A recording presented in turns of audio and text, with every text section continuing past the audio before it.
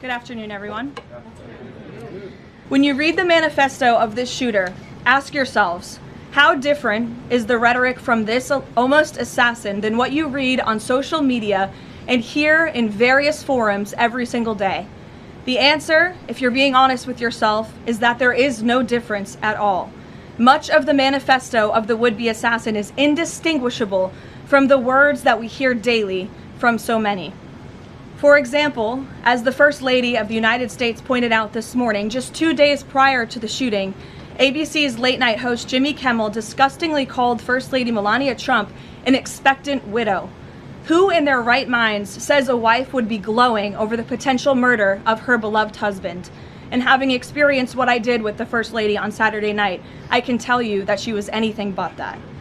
This kind of rhetoric about the president, the First Lady, and his supporters is completely deranged, and it's unbelievable that the American people are consuming it night after night after night.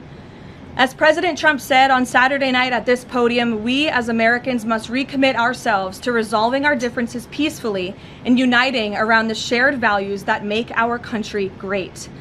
Aisha. Just in the rhetoric, you mentioned the First Lady and Jimmy Kimmel. Jimmy Kimmel's comments were, "Mrs. Trump, you have a glow like an expectant widow." And he said this days before the shooting, but there does seem to be a normalization of rhetoric about assassinating this particular president. How can this administration try to put an end to this? Well, I think you heard it directly from the president on Saturday night, Aisha, that in his words, we need to recommit ourselves as a country to toning down the rhetoric and to unifying around what makes our country great. That's true of everyone who works in this White House, but as I said, it's also true of everyone who has a voice and a platform across this country, whether you're on television, a podcast host, people listen, and when you have mentally disturbed individuals across the country who are listening to this crazed rhetoric about the president day after day after day, it inspires them to do crazy things. And unfortunately, it's not just the media, it is the entire Democrat Party has made their pitch to voters across the country that Donald Trump poses an existential threat to democracy, that he is a fascist, and that they compare him to Hitler. I mean, these are despicable statements that the American people have been consuming for years.